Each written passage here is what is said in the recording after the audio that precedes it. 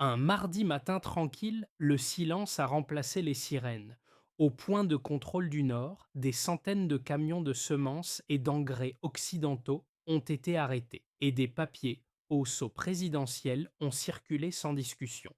Pourquoi Ibrahim Traoré accepte-t-il une perte commerciale annoncée de 2,7 milliards de dollars pour couper d'un trait ce contrat invisible de dépendance?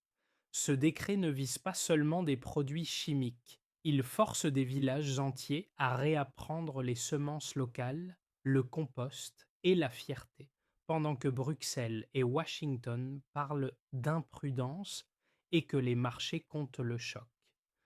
Ce récit promet d'examiner ce qui se joue réellement derrière une interdiction agricole présentée comme radicale en séparant le symbole du mécanisme concret. En 10 minutes, vous comprendrez comment une décision politique peut déplacer des chaînes d'approvisionnement, des habitudes sociales et des attentes internationales. L'enjeu immédiat n'est pas idéologique, il est matériel. Nourrir une population sans intrants importés dans un pays sahélien exposé aux chocs climatiques et aux pressions extérieures. Mais l'enjeu plus large concerne la souveraineté. Qui décide de ce qui est planté, de la manière de cultiver et de la valeur accordée à la terre? Dans le cas du Burkina Faso, la rupture décrétée par Ibrahim Traoré a placé le pays face à un dilemme clair: accepter des pénuries et des hausses de prix à court terme ou maintenir une dépendance structurelle déguisée en stabilité. Les critiques occidentales parlent de risques de famine et d'isolement économique. Les soutiens africains évoquent, eux, une réappropriation lente mais volontaire des moyens de subsistance.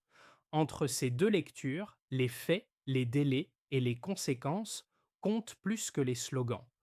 En moins de 6 mois, un pays que beaucoup annonçaient au bord de la famine a cessé de s'effondrer. Malgré une perte commerciale estimée à 2,7 milliards de dollars, le Burkina Faso n'a pas vu son système agricole disparaître, mais se reconfigurer sous contrainte. Voici l'essence de ce qui a été révélé.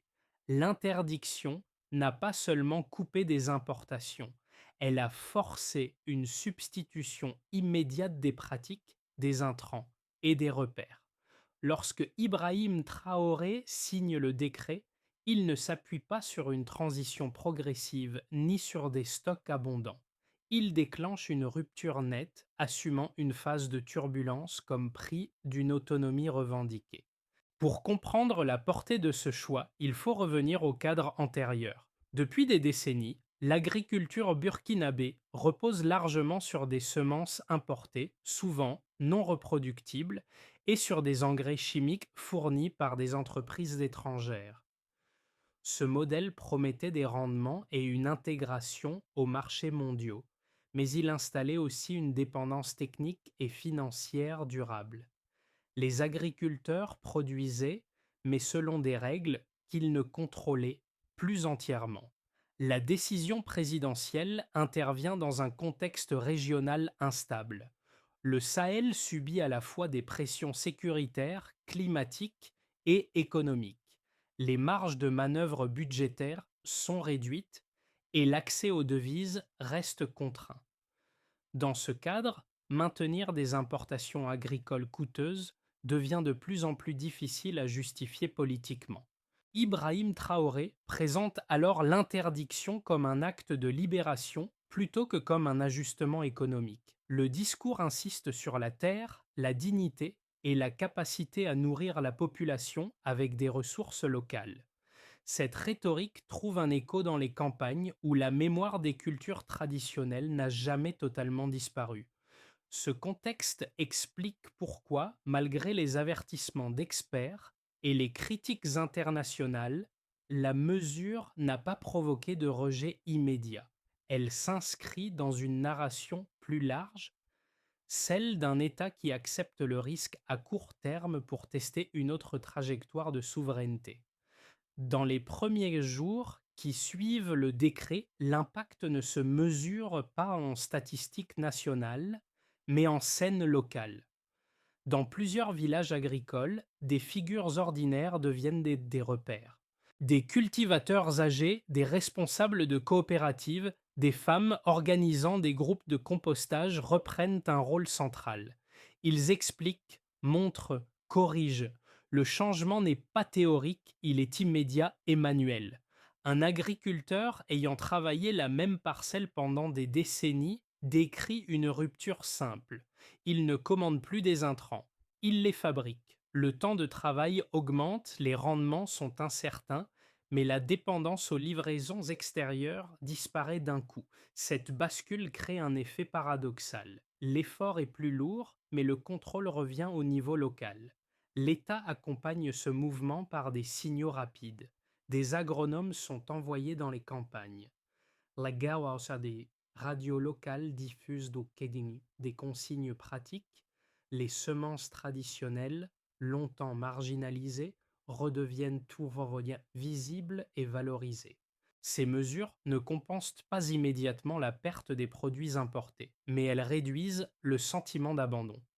Dans ce cadre, Ibrahim Traoré n'apparaît pas comme un gestionnaire de crise quotidienne, mais comme un catalyseur. Sa décision sert de point de référence. Elle autorise les acteurs locaux à expérimenter sans attendre des solutions extérieures. L'autorité centrale ne fournit pas toutes les réponses, elle ouvre un espace d'initiative. Les effets précoces restent fragiles. Les marchés sont plus calmes, certains prix augmentent et l'incertitude domine encore. Mais un élément se stabilise rapidement, la perception du sens. Les agriculteurs savent pourquoi ils acceptent cette phase difficile. Alors, que faut-il retenir? Le coût est immédiat, mais la maîtrise revient au terrain. Avant que le décret ne soit signé, les pratiques suivaient une routine habituelle. Les importations arrivaient par convoi, les semences et les engrais étaient distribués selon des calendriers fixés à l'extérieur et les producteurs ajustaient dans leurs pratiques à des intrants qu'ils ne maîtrisaient pas. Après le décret, cette continuité s'est brisée en une matinée. Les contrôles routiers ont immobilisé les camions, les contrats ont été gelés et les stocks importés ont cessé d'alimenter les circuits habituels. L'activation est silencieuse mais totale. Les chauffeurs reçoivent des documents officiels, les entrepôts ferment leurs portes et les autorités locales relaient l'ordre sans délai. L'État assume l'onde de choc initiale. Les pertes commerciales annoncées sont élevées et les réactions extérieures ne tardent pas. Des entreprises occidentales interrompent leurs expéditions. Des institutions financières expriment leurs inquiétudes et des experts évoquent un risque de rupture alimentaire. La séquence est rapide. Décision, suspension, avertissement. Le moment décisif arrive lorsque le gouvernement active un programme national de mobilisation agricole.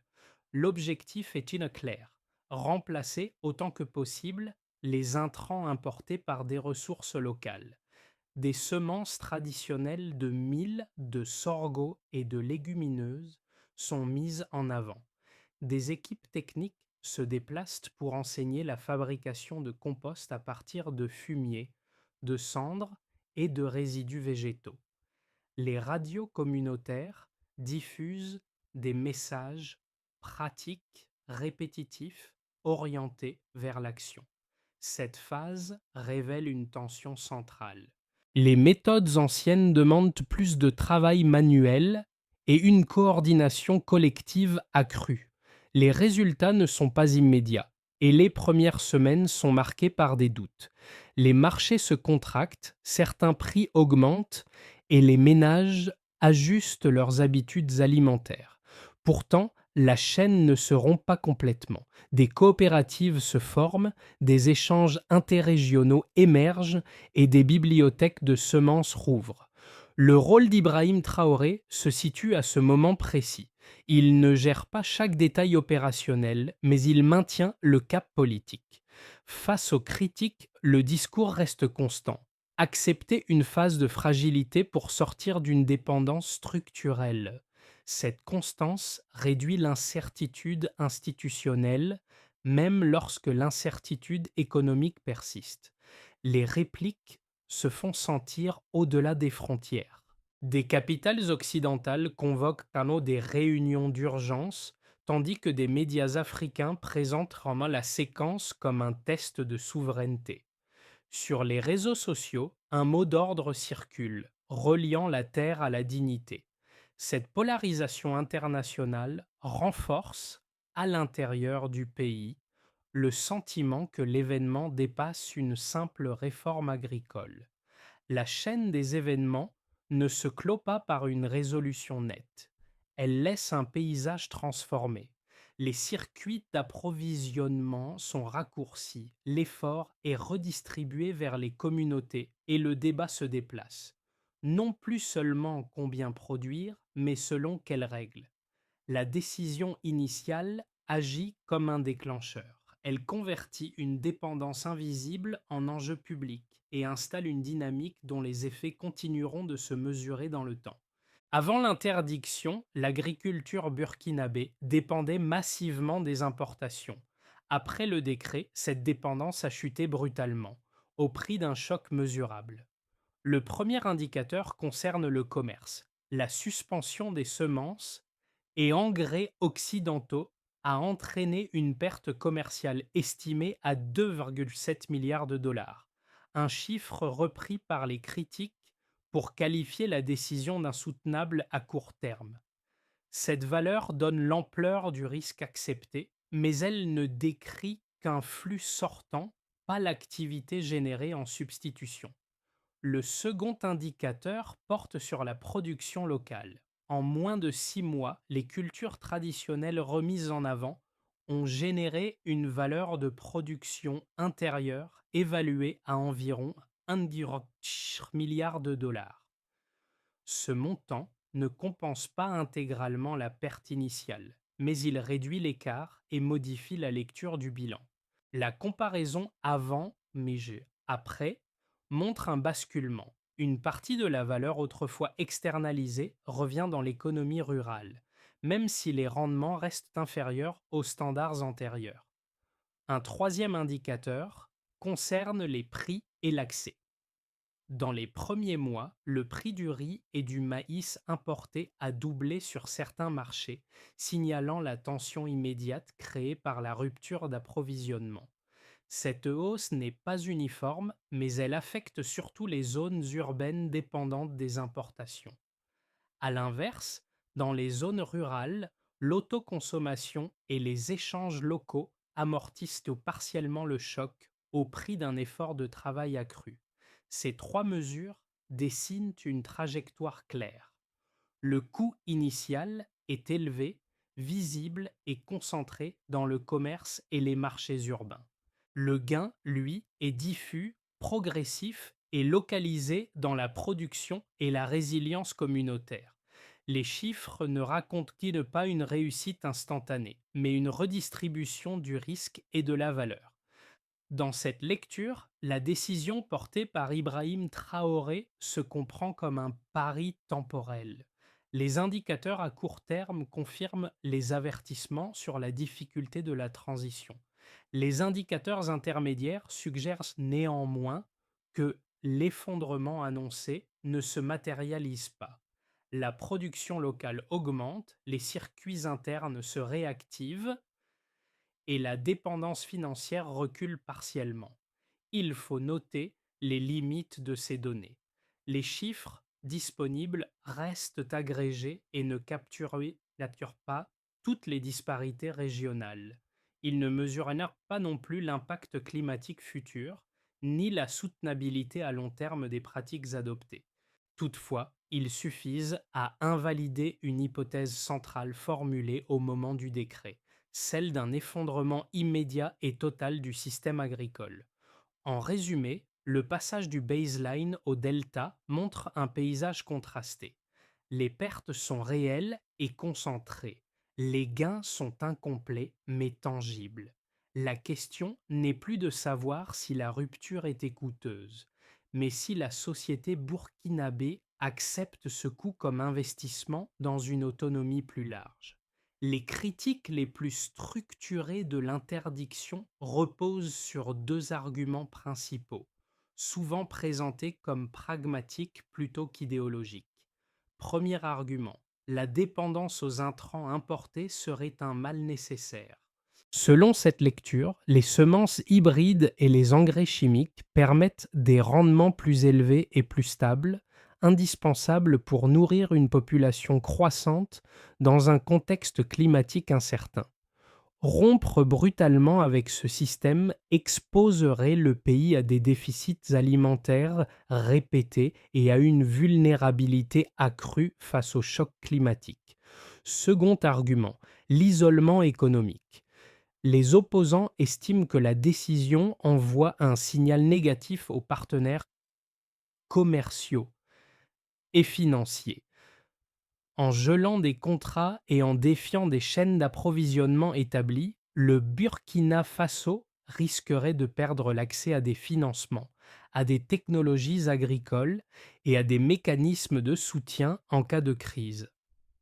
À long terme, cette marginalisation pourrait coûter plus cher que la dépendance initiale. Ces arguments ne sont pas sans fondement. Les premières hausses de prix et la baisse temporaire de certains rendements confirment que la transition comporte des coûts réels. Les marges budgétaires de l'État restent limitées et la capacité à absorber des chocs prolongés n'est pas garantie. La réponse factuelle ne nie pas ces risques mais les replace dans une comparaison dynamique.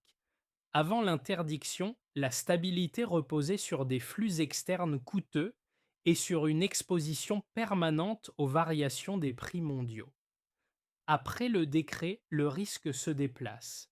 Il devient plus interne, plus visible, mais aussi plus maîtrisable. La production locale partielle et la réactivation des échanges communautaires montrent que l'alternative n'est pas l'effondrement immédiat, mais une performance plus modeste assortie d'un contrôle accru. En outre, l'argument de l'isolement se heurte à un contre-exemple observable. Loin de disparaître du débat international, le Burkina Faso est devenu un cas étudié et discuté. Cette visibilité n'apporte pas automatiquement des ressources, mais elle réduit le risque d'invisibilité stratégique. Ainsi, le Stillman conduit à une conclusion nuancée. La décision accroît les risques à court terme, mais elle réduit une dépendance structurelle à long terme. Le désaccord porte moins sur les faits que sur l'horizon temporel jugé acceptable pour absorber ces coûts. À ce stade, le débat ne porte plus seulement sur l'agriculture, mais sur la capacité d'un État à maintenir une décision impopulaire quand ses effets tardent à devenir visibles. Le milieu de parcours révèle un déplacement du centre de gravité. L'attention se détourne des chiffres bruts pour observer les comportements.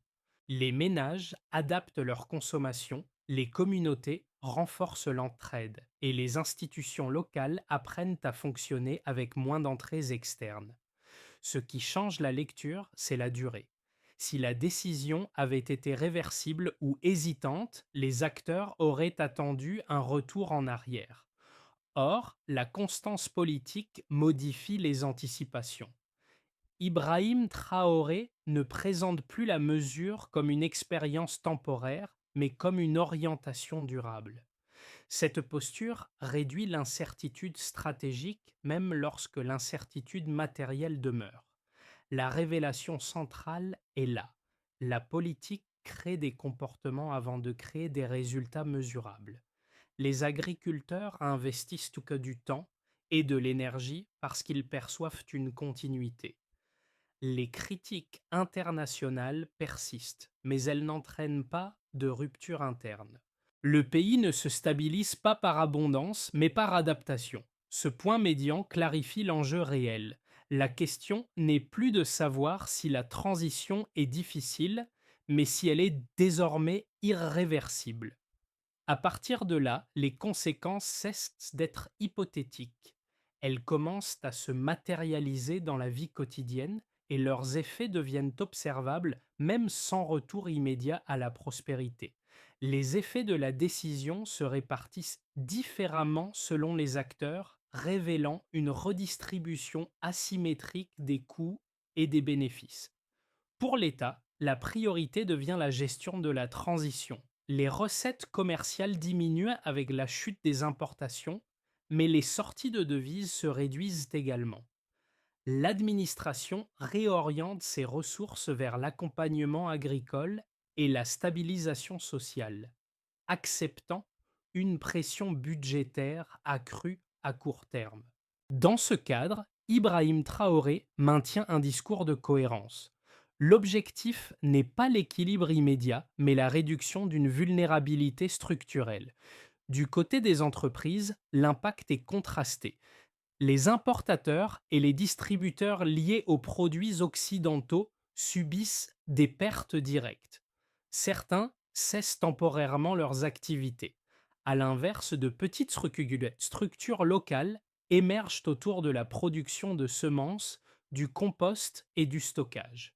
Ces initiatives restent modestes, mais elles déplacent une partie de la valeur ajoutée vers des circuits internes moins exposés aux fluctuations internationales. Pour les ménages, la transition est la plus sensible. En zone urbaine, la hausse des prix des produits importés pèse sur le pouvoir d'achat. Les habitudes alimentaires se modifient parfois par contrainte. En zone rurale, l'autoconsommation atténue le choc mais au prix d'un travail plus intense. Le gain principal n'est pas monétaire. Il se situe dans la perception de contrôle sur la production et dans la réduction de l'attente vis-à-vis de l'aide extérieure. À l'échelle régionale, la décision du Burkina Faso crée un précédent. Des pays voisins observent attentivement l'évolution de la situation. Les discussions ne portent pas sur une reproduction immédiate du modèle, mais sur la possibilité d'en reprendre certains éléments.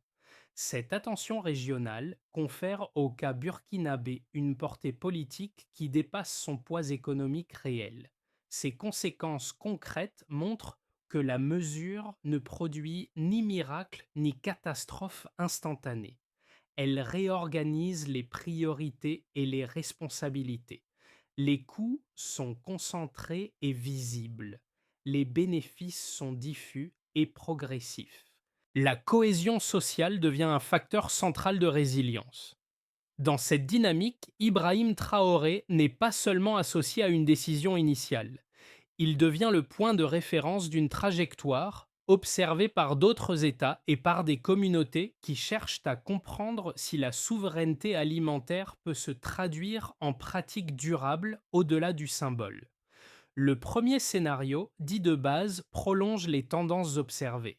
La production locale continue d'augmenter lentement, sans retrouver les niveaux antérieurs aux importations massives.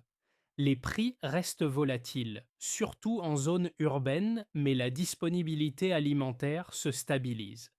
Les institutions apprennent à gérer avec moins de marge financière et les communautés rurales consolident des pratiques hybrides mêlant savoir traditionnel et ajustements empiriques.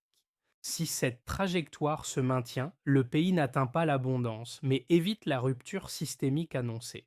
Le second scénario est plus optimiste. Il repose sur une coordination renforcée et sur des conditions climatiques favorables. Les semences locales gagnent en rendement grâce à une meilleure diffusion des pratiques et les échanges interrégionaux réduisent les pénuries ponctuelles. Dans ce cas, la production intérieure couvre une part plus importante de la consommation nationale. La pression sur les devises diminue et l'État peut réallouer certaines ressources vers l'infrastructure agricole. Ce scénario suppose une continuité politique et une adhésion sociale durable, sans retour en arrière ni dilution du cap. Le troisième scénario est le plus contraignant. Une mauvaise saison agricole, combinée à des tensions budgétaires prolongées, accentue les fragilités. Les prix augmentent fortement, les réserves s'amenuisent et la cohésion sociale est mise à l'épreuve. L'État doit alors arbitrer entre maintenir la ligne de rupture ou réintroduire partiellement des importations pour éviter une crise aiguë. Ce scénario n'invalide pas la logique de souveraineté, mais il en souligne le coût élevé lorsque plusieurs chocs se superposent. Ces trois trajectoires partagent un point commun. Aucune ne permet un retour simple à la situation précédente. La décision a déplacé le cadre de référence. Le débat ne porte plus sur l'opportunité de rompre, mais sur la manière d'aménager les conséquences de cette rupture. La recommandation centrale est donc intellectuelle avant d'être technique. Si l'on accepte que la souveraineté alimentaire est un processus et non un état, alors l'évaluation doit se faire sur des cycles, pas sur des instantanés. À 6 ou 12 mois, la question clé devient conditionnelle. Si la société accepte une performance modérée mais contrôlée, alors la trajectoire reste cohérente. Sinon, le compromis devra être redéfini. À ce stade, l'histoire cesse d'être uniquement celle d'un État ou d'un secteur agricole. Elle touche directement des groupes qui, même éloignés du Burkina Faso, reconnaissent qu'ils ont des tensions familières. Pour les citoyens urbains, la question centrale est celle du compromis quotidien. Accepter des prix plus élevés ou des choix alimentaires plus restreints revient à arbitrer entre confort immédiat et stabilité à long terme. Cette expérience n'est pas propre au Sahel. Elle résonne avec des débats vécus ailleurs lorsque des sociétés découvrent le coût réel de leur dépendance à des chaînes lointaines. Pour les agriculteurs et les communautés rurales, le récit met en lumière une autre dimension.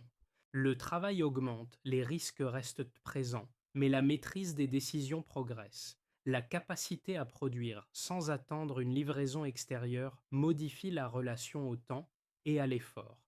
Cette logique parle à tous ceux qui ont déjà cherché à réduire une dépendance structurelle, qu'elle soit économique, énergétique ou alimentaire.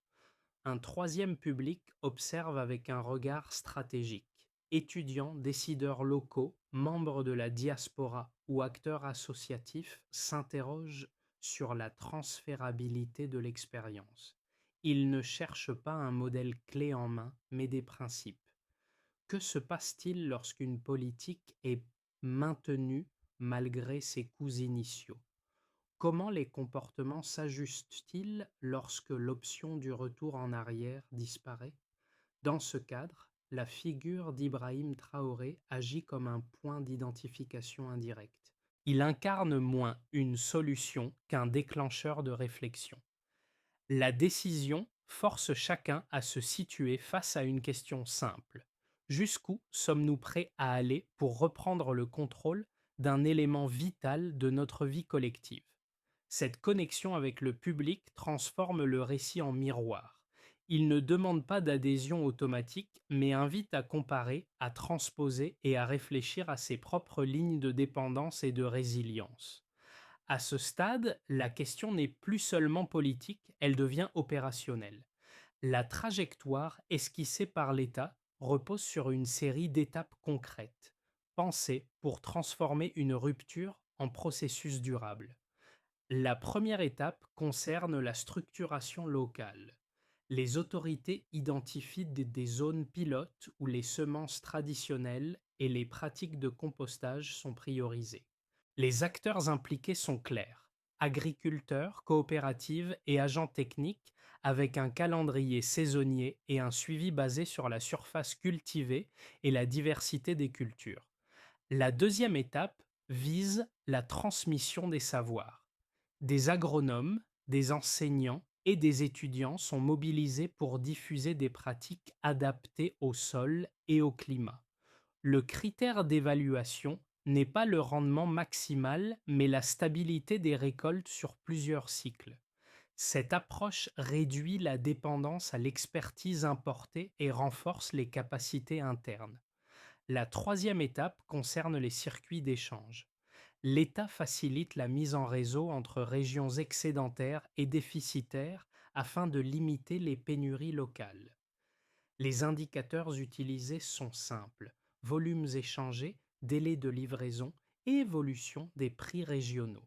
Cette coordination remplace partiellement les flux internationaux par des flux internes. Une quatrième étape, plus politique, consiste à maintenir la cohérence du cap. Ibrahim Traoré joue ici un rôle central. En affirmant la continuité de la stratégie, il stabilise les anticipations des acteurs économiques et sociaux. Cette constance est mesurée non par des discours, mais par l'absence de revirement réglementaire. Enfin, une cinquième étape reste transversale, l'évaluation. Les autorités reconnaissent que la trajectoire doit être ajustée. Les données collectées servent à corriger les priorités sans remettre en cause l'objectif de fond. Cette feuille de route ne garantit pas un succès rapide, mais elle transforme une décision symbolique en enchaînement d'actions mesurables. Le fil émotionnel revient à l'échelle humaine, là où la décision a d'abord été ressentie. Dans les villages évoqués plus tôt, la scène se répète au fil des saisons. Les mêmes parcelles, les mêmes gestes, mais une signification différente. Les semences locales, sorties des bibliothèques rouvertes, rappellent un temps où la production n'était pas négociée à distance, mais décidée sur place. Ce rappel n'est pas nostalgique, il est fonctionnel. Le motif central n'est pas la victoire, mais la réappropriation. Les récoltes restent modestes, les efforts importants et l'incertitude n'a pas disparu. Pourtant, quelque chose s'est déplacé. Le travail agricole cesse d'être perçu uniquement comme une contrainte économique. Il redevient un acte de continuité, transmis et assumé. Dans ce cadre, Ibrahim Traoré apparaît moins comme un héros que comme un point de bascule. Sa décision n'a pas créé la résilience, elle a révélé ce qui pouvait encore être mobilisé. Le pays n'a pas échangé la dépendance contre l'abondance, mais contre une forme de dignité active. La phrase qui circule alors n'est pas un slogan triomphant. Elle fonctionne comme un rappel calme. Une société peut trébucher en cherchant à se tenir debout, mais elle ne se relève jamais en restant à genoux. Ce rappel donne sa cohérence émotionnelle à l'ensemble du parcours. La trajectoire décrite ne se clôt pas par une réponse définitive, mais par un espace de discussion. Ce que montre le cas burkinabé n'est ni une recette universelle, ni une exception isolée. Il s'agit d'un signal. Lorsqu'un pays accepte de rendre visibles les coûts d'une dépendance longtemps normalisée, il force un débat qui dépasse ses frontières. Ce débat concerne la nourriture, mais aussi l'énergie, la technologie et les choix collectifs faits par défaut. Pour certains, cette expérience inspire de la prudence. Pour d'autres, elle ouvre une possibilité. La valeur de ce récit tient moins à son issue qu'à la question qu'il pose. À quel moment une société décide-t-elle que le confort apparent n'est plus compatible avec sa souveraineté perçue?